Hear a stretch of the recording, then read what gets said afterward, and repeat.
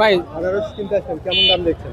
আনারস প্রথমে আমি গেছিলাম আপনার খেজুর কিনতে, খেজুরের যে দাম চিন্তা করলাম যে খেজুরের দাম, খেজুর তো আমার সাধ্য নাই নেওয়ার জন্য।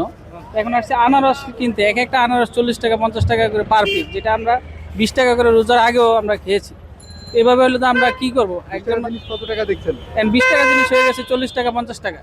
তাহলে এইভাবে হইলে সাধারণ মানুষ আমরা যারা আছি, আমরা আমরা তো নিম্ন মধ্যবিত্ত, আমরা কিভাবে চলবো বলেন? প্রত্যেকটা পণ্যই আপনার কোন জিনিসটাই আপনার দাম বাড়ে নাই। আপনার একটা জিনিস চিন্তা করেন, খেজুর থেকে শুরু করে আপনার যে খেজুর আপনার 300 400 টাকা ছিল, এই খেজুর হয়ে গেছে 800 900 1000। প্রত্যেক জায়গায় এমন করে, মানে প্রত্যেকটা জিনিসই আমাদের, মানে কোনো জিনিসই যে আমাদের যে হাতের নাগালে আছে এমন জিনিস না, আমরা না খাওয়া অবস্থা থাকতে বুঝে। রোজার মাস মানুষ, অন্য দেশে কি হয়, রোজার মধ্যে দ্রব্যমূল্য জিনিস কমে, আর আমাদের দেশে এক একটা পণ্যের এমন পরিমাণ দাম বাড়ায় যে এরা বসেই থাকে যে রমজান মাসটা কবে আসবে। আর তারা সিন্ডিকেট নিয়ে বসে থাকে রমজান মাসে, সারা বছর ব্যবসা করুক আর না করুক, এক মাসে মনে হয় যে তারা সারা বছরের ব্যবসা এক মাসে করবো।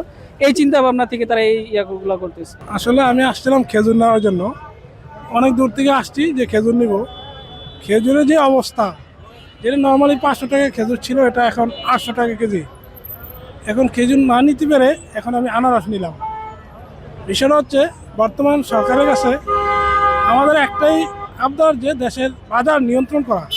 এই দ্রব্যমূল্য যদি নিয়ন্ত্রণ না করে, আমাদের মতো সাধারণ মানুষ যারা আছে তাদের অবস্থা খুবই খারাপ। যেমন আমি একটু নর্মালি জব করি, ওই টাকা দিয়ে বর্তমান যে অবস্থা, আমার সংসার চালানো খুবই কষ্টদায়ক। তো আমি বর্তমান সরকারকে রিকোয়েস্ট করব যেন বর্তমান বাজার যে নিয়ন্ত্রণ ব্যবস্থা, যেন এটা নিয়ন্ত্রণের মধ্যে নিয়ে আসে।